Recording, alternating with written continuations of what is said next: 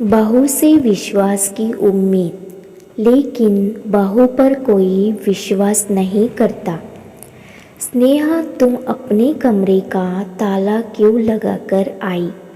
क्या तुम्हें नहीं लगता कि घर में सबके होते हुए अपने कमरे में ताला लगाने का कोई औचित्य नहीं? मम्मी पापा को कितना बुरा लग रहा है कि तुम्हें उन पर विश्वास ही नहीं। वो चोर है क्या? अभी घर चलो और चाबी मम्मी को दो। आकाश स्नेहा से चिल्लाकर बोला। स्नेहा और आकाश स्नेहा की बड़ी बहन के बेटे का जन्मदिन पार्टी में आए थे, तो स्नेहा अपने कमरे का ताला लगाकर आ गई। इसी बात को उसकी सास ने खूब नमक मिर्च लगाकर बेटे से शिकायत की। आकाश, तुम सही कह रहे हो। परिवार में सबको एक दूसरे पर विश्वास होना चाहिए, लेकिन जब बहू पर पूरा परिवार विश्वास ना करता हो, तब ये बातें न जाने कहाँ खो जाती है। घर में बाकी सब भी तो मुझसे अपने कमरों के ताले लगाकर रखते हैं, तो मुझे ये अधिकार क्यों नहीं? मैं अपने कमरे की चाबी किसी को नहीं दूंगी, स्नेहा ने आराम से कहा। स्नेहा की बात सुनकर आकाश बोला, ठीक है, तो तुम रहो यहीं पर, मैं घर जा रहा हूँ। मेरे परिवार का आज तुमने अपमान किया है। जैसी आपकी मर्जी। आकाश, लेकिन ये सब मुझे आपके परिवार वालों ने ही सिखाया। अब और आप भी वही गलती कर रहे हो। अगर आज आप यहाँ से जाते हैं तो मुझसे भी उम्मीद मत करिएगा कि मैं आपके परिवार के किसी फंक्शन में जाऊंगी। स्नेहा भी कहकर अंदर चल गई। गुस्से में आकाश अपनी कार की तरफ बढ़ चला। तभी पीछे से किसी ने उसके कंधे पर हाथ रखा।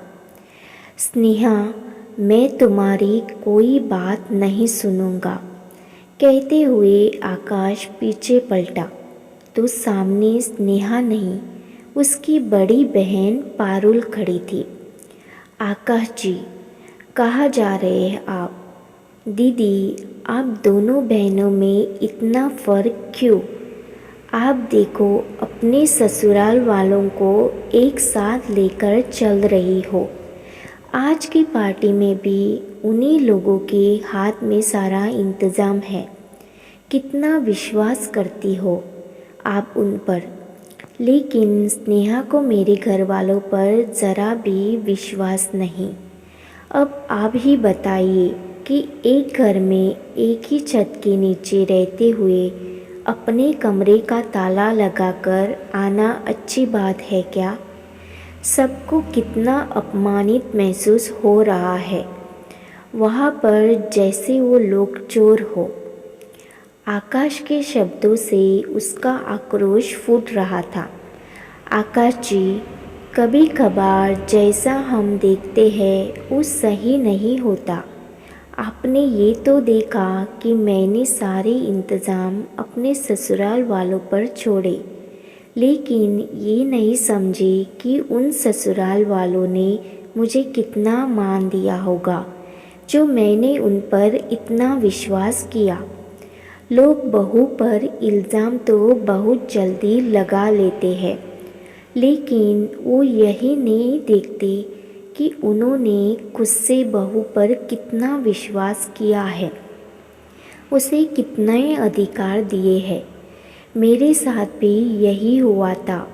जब भी घर में कोई फंक्शन होता तो कभी भी मुझसे किसी विषय पर सलाह ना लिए जाती। काम मेरे हिस्से में होते, लेकिन सारे अधिकार बाकी सबके हाथ में। फिर एक बार मैंने घर में बोल ही दिया, तब नैतिक को मेरी बात महसूस हुई और उन्होंने भी कह दिया कि मुझे भी पता है मुझसे पैसे लेने के लिए सब लोग ना जाने क्या क्या झूठ बोलते हैं। मेरे ही कमाई से घर चला रहा है और मेरी ही पत्नी हमेशा अविश्वास के कटघरे में खड़ी रहती है। आज के बाद पारुल को भी घर में बराबर के अधिकार मिलेंगे। तब जाकर घर में मेरी स्थिति सुधरनी शुरू हो गई। वही अब स्नेहा के साथ हो रहा है। अब आपकी मम्मी बहन कहीं जाते हैं तो वो अपने कमरे का ताला लगाकर जाते हैं। इसका मतलब स्नेहा चोर है। किसी को भी स्नेहा पर विश्वास नहीं है। लेकिन जब स्नेहा अपने कमरे का ताला लगाकर आई है तो उस पर अविश्वास का इल्ज़ाम लगा दिया। चोर तो अपने दिल में होता है जिसे दूसरे के ऊपर डाल दिया जाता है। अगर आज स्नेहा ने आपकी बात मान ली तो उसे हमेशा सब लोगों का अविश्वास झेलना पड़ेगा और वो कभी विश्वास का दायरा पार नहीं कर पाएगी। आकाश जी, एक लड़की के माता पिता लड़के वालों पर विश्वास करते हैं, तभी अपने नाजों से पली बेटी उनको सौंप देते हैं। लेकिन वही ससुराल वाले उस बहू पर इतना भी विश्वास नहीं कर पाते कि वो उस घर में चैन की सांस भी कैसे ले पा रही है। बस दीदी, मैं समझ गया। आज के बाद उस घर में स्नेहा की भावनाओं को कोई आहत नहीं करेगा। अगर सबको उस पे विश्वास की उम्मीद है तो उन सबको भी उस पर विश्वास करना होगा। कहते हुए आकाश पारुल को लेकर अंदर पार्टी हॉल में गया। आकाश को देखकर स्नेहा मुस्कुराई।